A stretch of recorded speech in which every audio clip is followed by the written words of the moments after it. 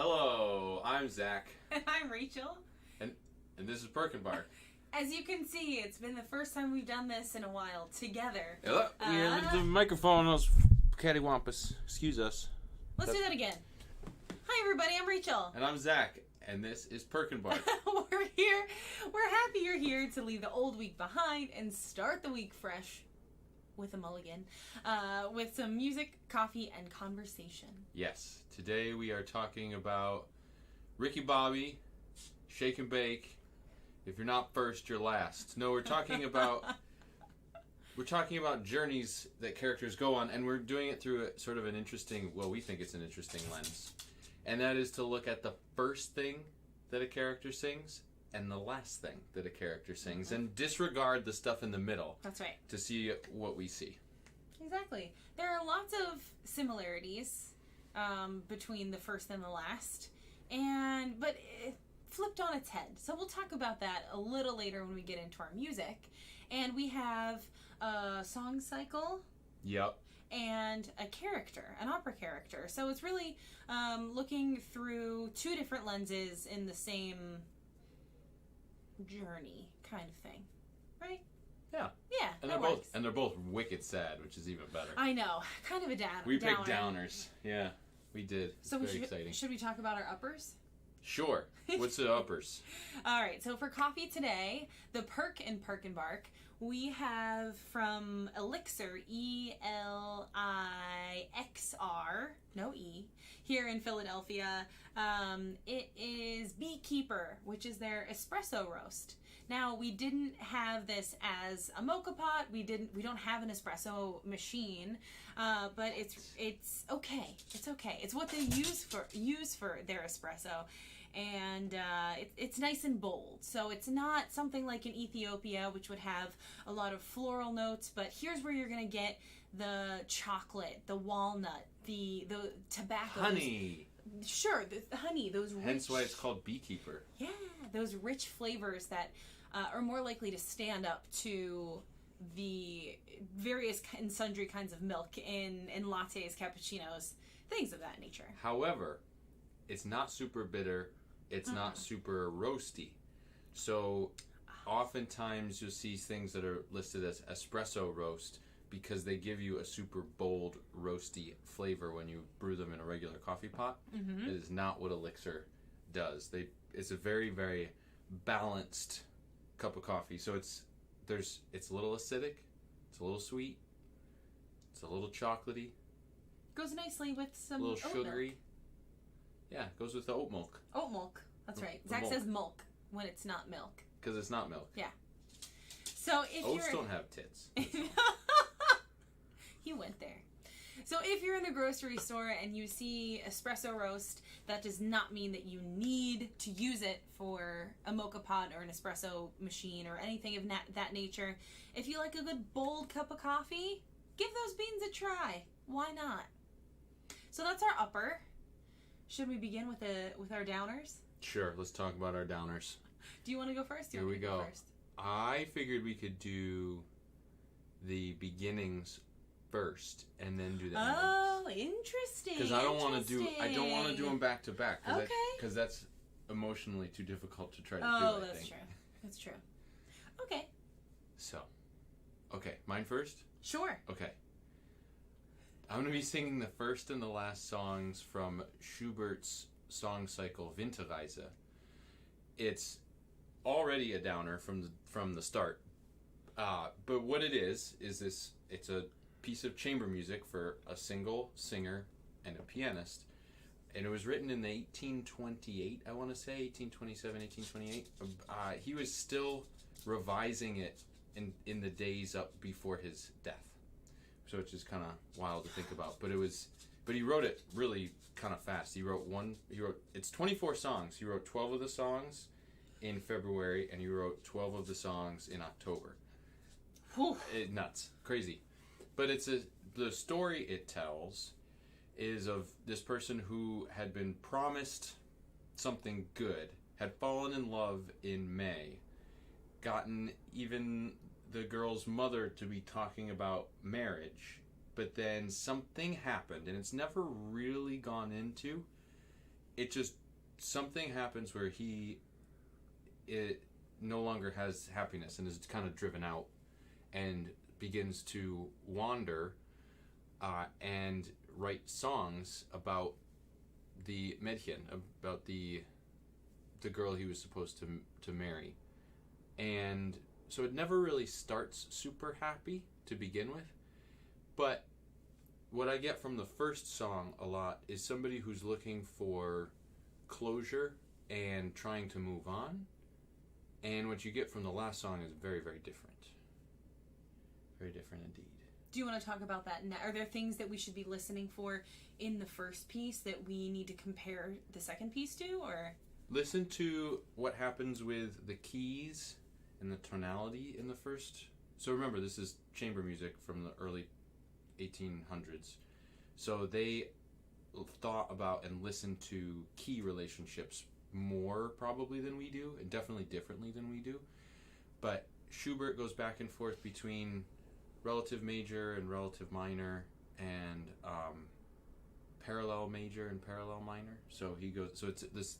The song is in C minor, but it goes into A flat major for a while, and it goes into C major for a while. And when it does that, it has this really like bright feel for a verse, and then he touches it back with C minor at the end again. But it does sound like somebody who is sort of in this place where they're trying to move forward, to move on, and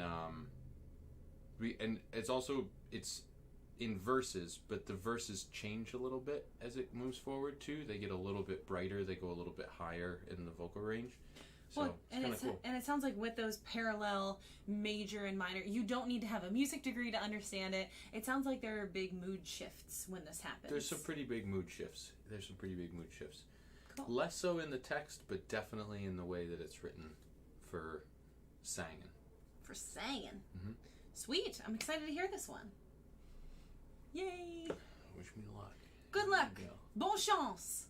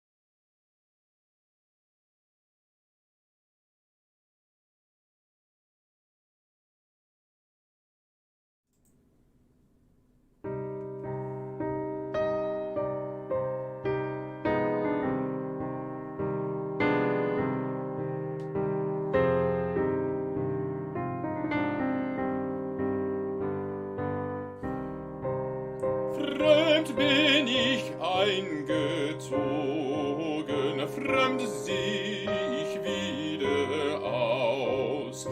Der Mai war mir gewogen mit manchem Blumenstrauß. Das Mädchen sprach von Liebe, die Mutter gar von ihm. Das Mädchen sprach von Liebe, die Mutter gar von ihm.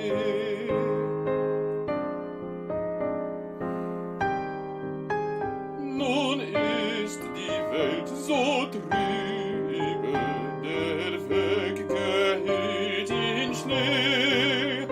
Nun ist die Welt so trübe, der Weg gehüllt in Schnee.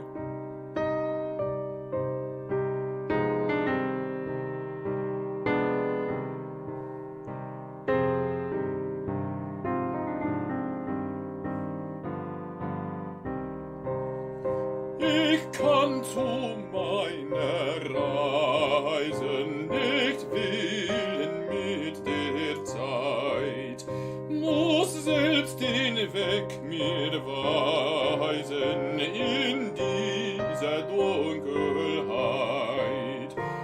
Es zieht ein Mondenschlatten als mein Gefährte mit. Es zieht ein Mondenschatten als mein Gefährte mit.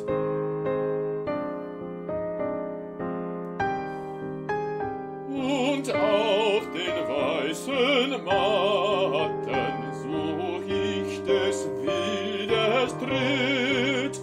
Und auf den weißen Matten such ich des Wildes Tritt.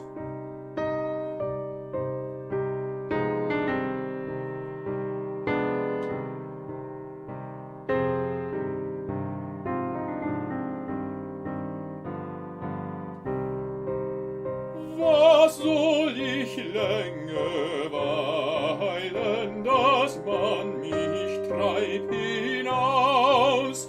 Lass ihre Hunde heulen vor ihres Herren Haus. Die Liebe liebt das Wandern, Gott hat sie so gemacht. Von einem zu dem anderen, Gott hat sie so gemacht.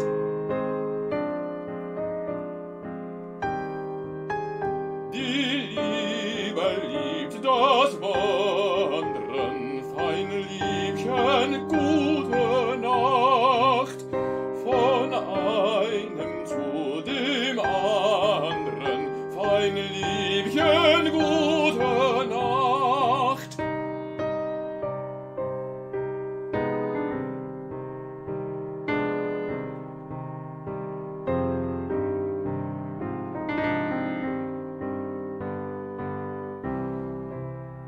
Will dich im Traum nicht stören, wird Schadung deiner Ruhe. Sollst meinen Tritt nicht hören, sacht, sacht die Türe zu. Schreib im Vorübergehen ans Tor dir gute Nacht, damit du mögest sehen, an dich hab ich gedacht.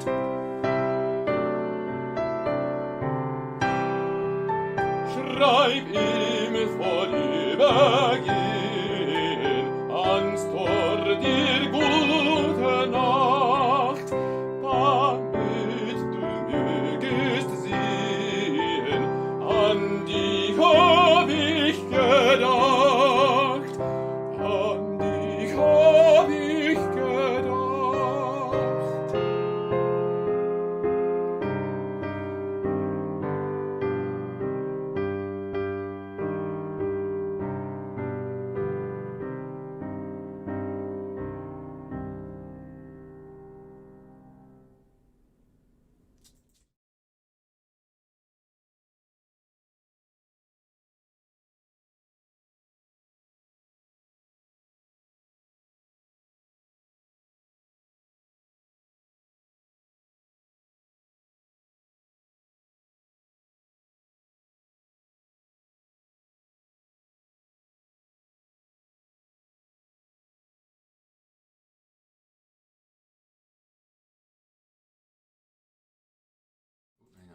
Oh, I transitioned too early. That was my fault. Hi.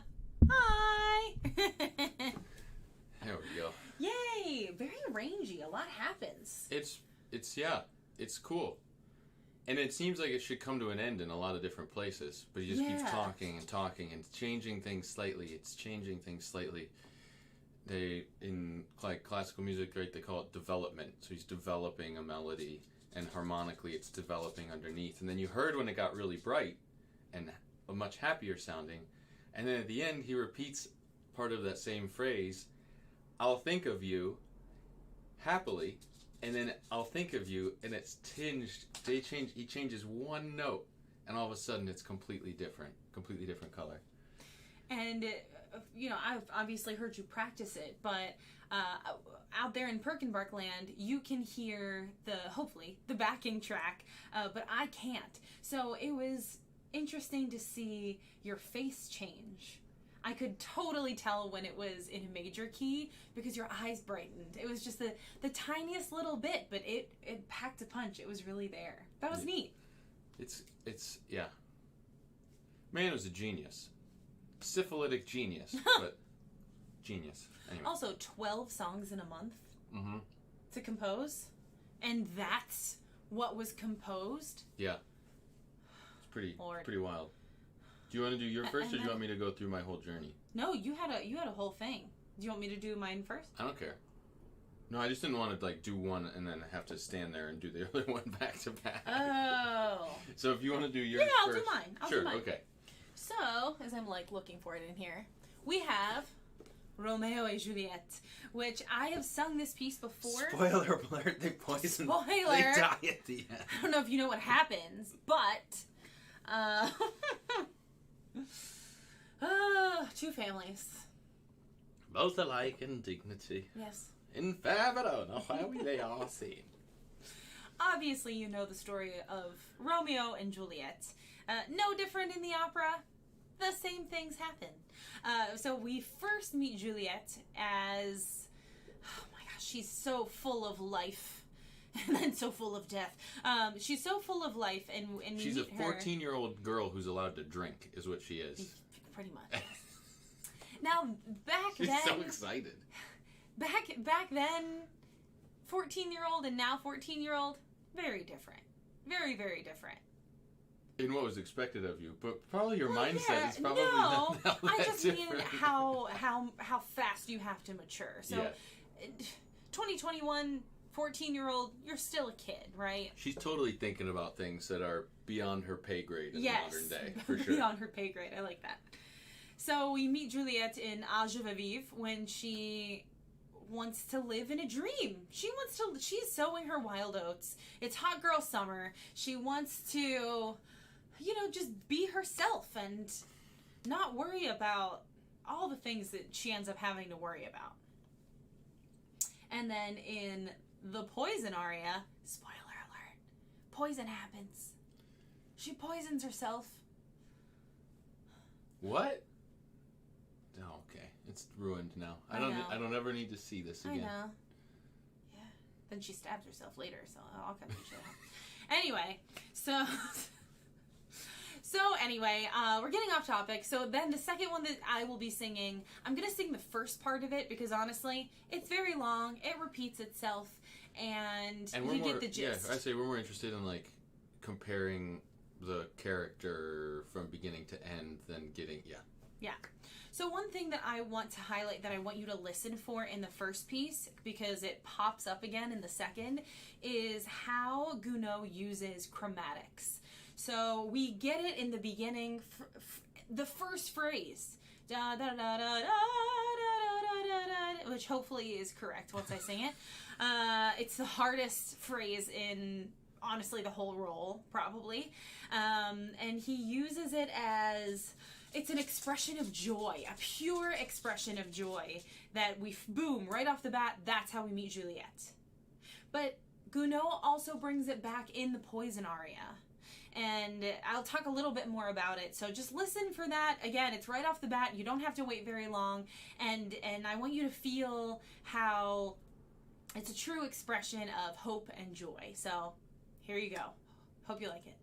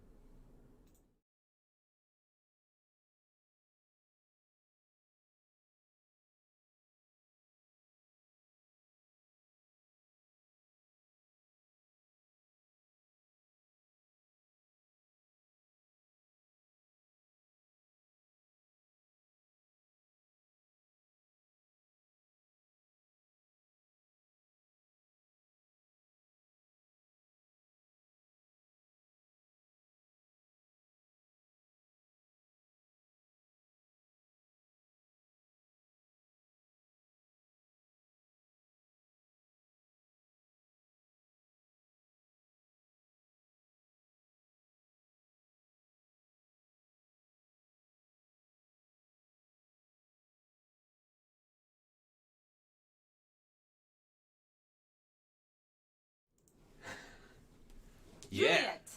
there she is. And if you could have spun around at the end, like Hills Are Alive. On stage, yes. Virtual concert setting, I don't like to turn my back to you. I always think that there's like a lot of glitter cannons that should be involved Yes. in this aria. Oh my god, definitely glitter cannons. The only problem with that is that during like everybody dying later in the opera, there would be glitter all over the stage. Yeah, because you can't get rid of that. And it's craft herpes. You can't do it. It's there already. Yeah, that's true. but I feel like that one needs glitter. It does. Yeah. Glitter and be gay. Oh, I thought of something else with the chromatics too.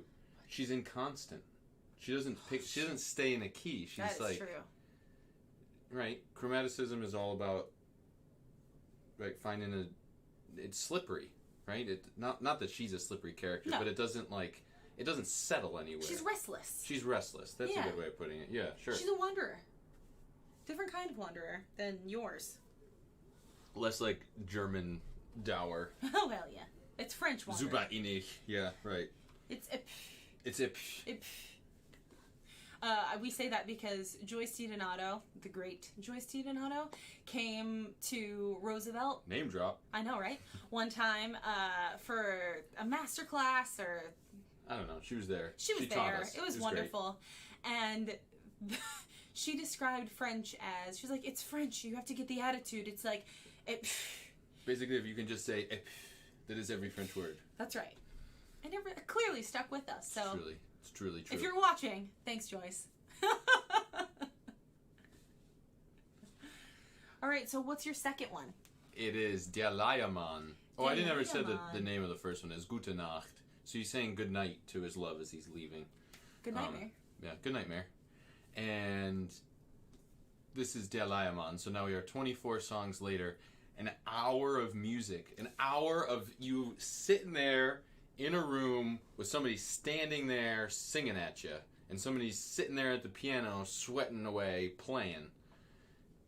An hour later, you've heard so many things happen with key and with tonality and developing melody and stuff like that, and then you land on this song, Der Leiermann.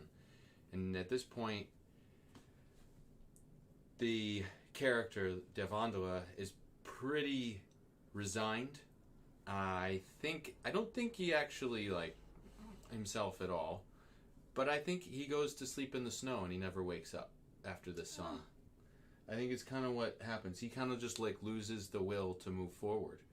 And you can hear it musically in the left hand, and it's the very first notes that you hear are an open fifth in G minor, and it's in every single measure. He never moves away from it. It just like it carries through the entire song. And Der Leiermann means the hurdy-gurdy man. Hurdy-gurdy. Yeah, so if you know what a hurdy-gurdy is, Kevin Angus, it's an ancient medieval instrument that's kind of like an auto harp, where you can push down keys and strum it, right, and it'll play chords. But this is different. It's got a drum that's got resin on it, or rosin on it, and you spin the drum, and it bows the strings. Yeah, it's cool. So it ends up with this drone sound, but when you get it going, sometimes like the strings don't catch quite right, and it goes out of tune for a second, so you can hear that at the very beginning of the song too. It's cool. He writes it in. It's amazing. And then because it's over a drone, the melody never really changes, and it really doesn't go anywhere. And it's so different from the first song. He's still somebody who's depressed and can't seem to shake this one great experience of his life. But now he's stuck in it. There's no possibility of changing or growing or moving forward at all. It's just like frozen. Which is what so much of the poetry is about in the middle. Is about his heart heating up and breaking through the ice, physical, metaphorical ice that's all around him. And here, he just kind of stops. And he says to the Leiermann, will you play my songs? Maybe this guy will do it. But it's just, it's bleak. It totally is bleak. But see if you can hear anything that is connected to the beginning. I hear it as very, very, very different, even though it's still sad and subtle and low. So it's okay. Here we go. Der Leiermann. Der Leiermann.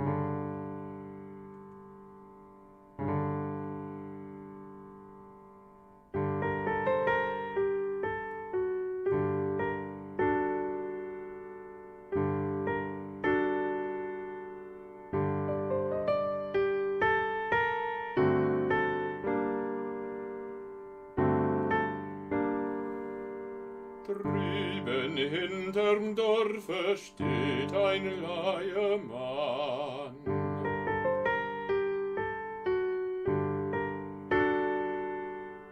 Und mit starren Fingern dreht was kann.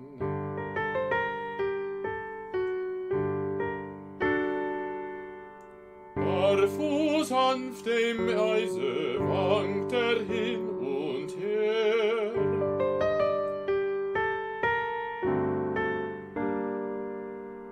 Und sein kleiner Teller bleibt ihm immer leer.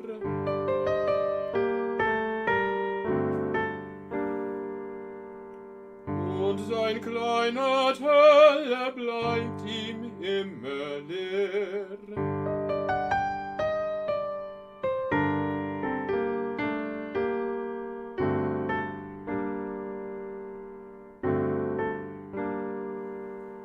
Keiner mag ihn hören, keiner sieht ihn an.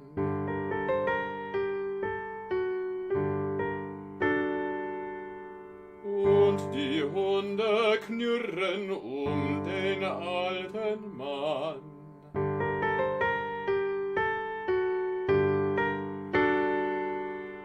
Und lässt es gehen, alles wie es will.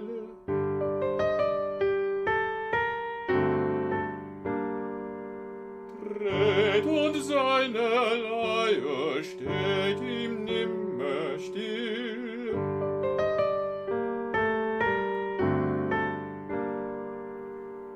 Dreht und seine Leier steht ihm immer still.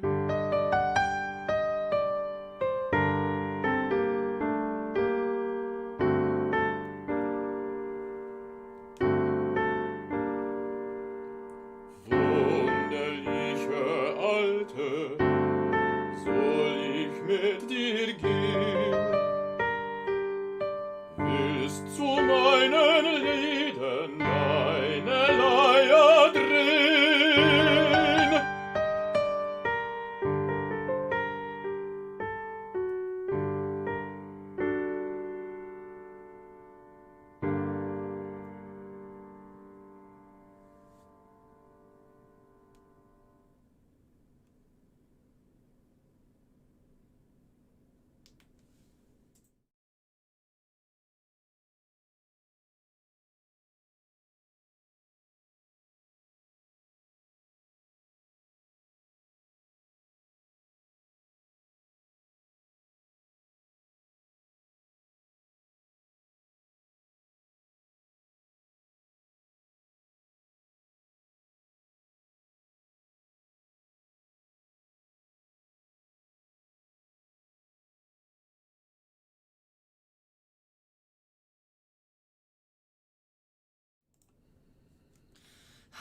Heavy stuff.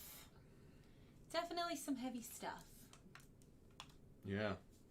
And I don't know. There's some things that seem really similar and familiar with Gute Nacht and other songs in the cycle.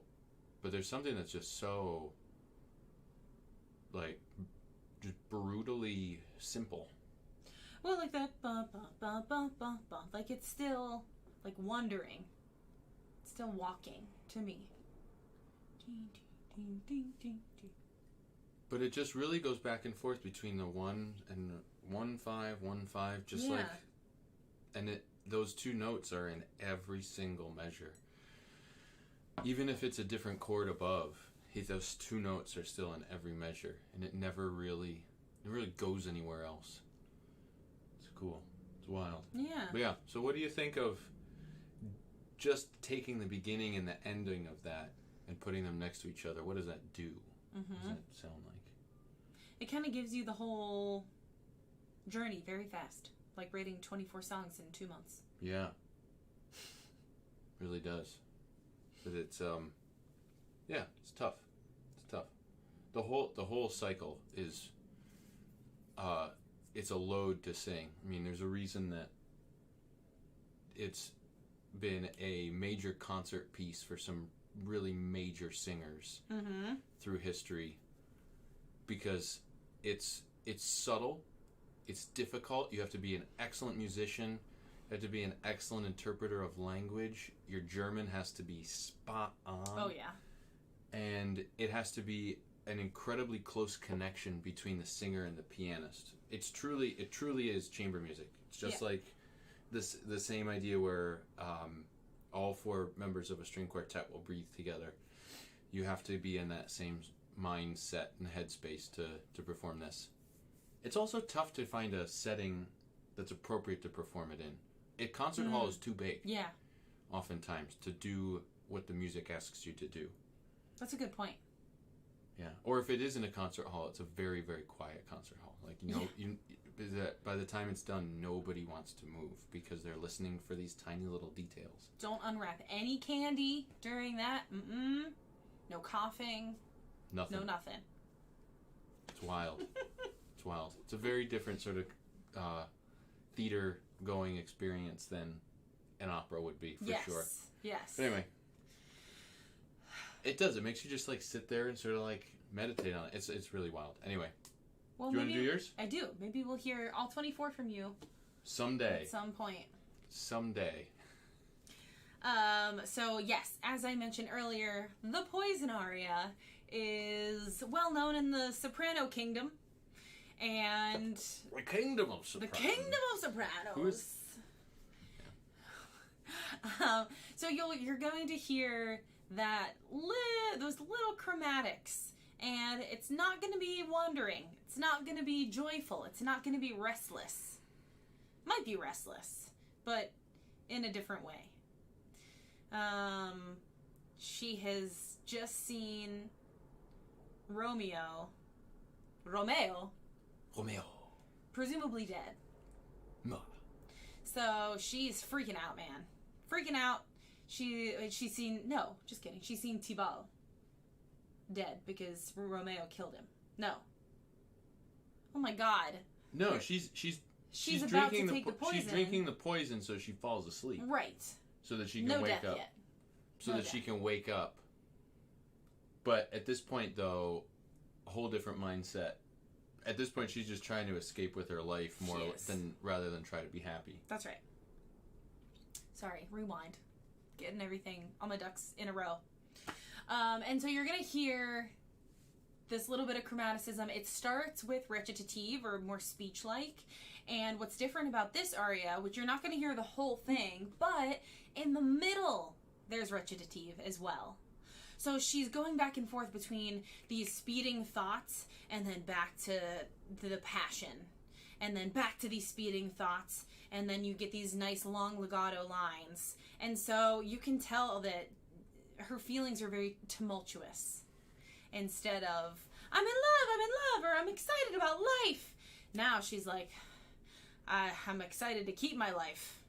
So, a little bit, Hopefully. yeah, hopefully. But So- I'm going to take this poison, which is going to make me pretty much dead. Yes. So Seemingly that's as far as I'm willing to go. That far to try to be alive. That's right. So Things got real. things got no longer hashtag hot girl summer. Stay alive winter. So see if you can hear those chromatics. I'm going to stop talking because obviously my mind has gone elsewhere now. So hopefully I have enough for this aria. Here you go.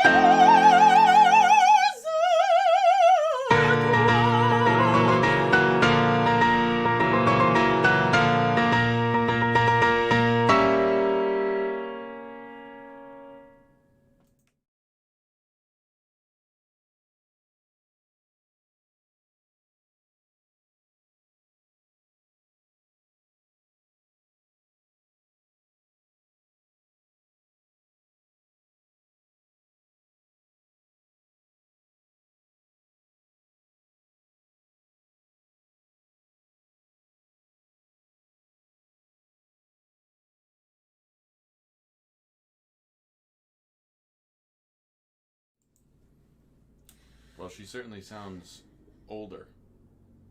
She sounds more Yeah. world weary. Yeah. Isn't that the truth? She's nervous.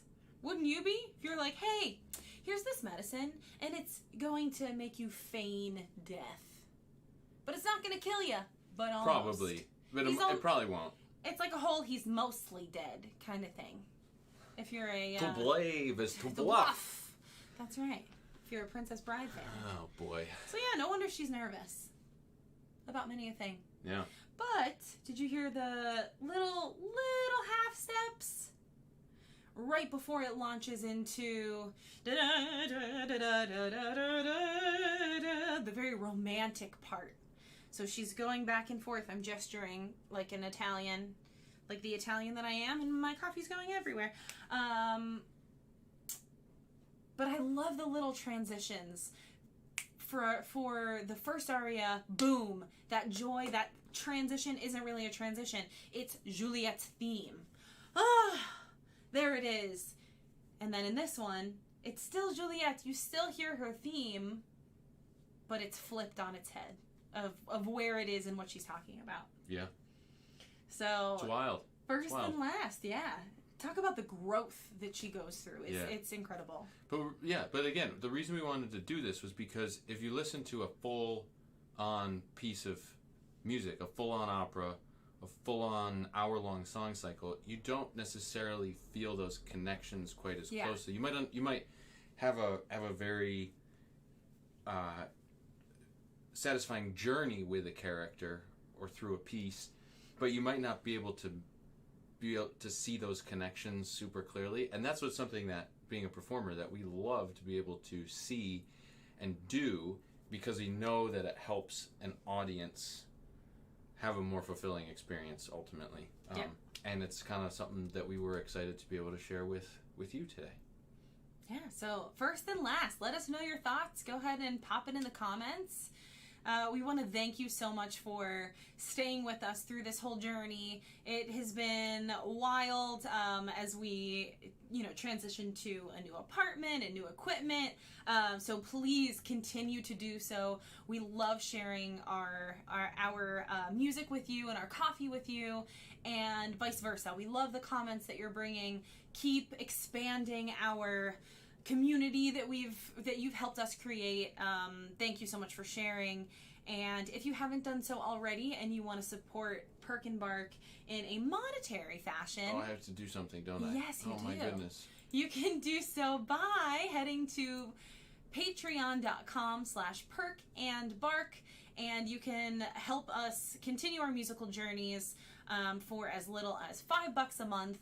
And it helps us with things like looking for teachers, which I actually just found a new teacher here in Philadelphia, and I was able to take sample lessons thanks to your generosity.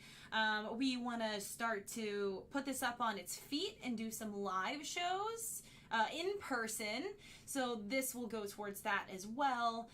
You're the first to hear about any themes. We put on little recipes and little videos to share with you every once in a while. Anything else that I'm missing, my love? I think that's it. That's awesome. Patreon. So that's Patreon. Yeah. Help us keep it going. Yeah. Cool. I don't have anything else Awesome. for today. We talked a lot. We did. Thanks everyone for joining us, and we will see you next week.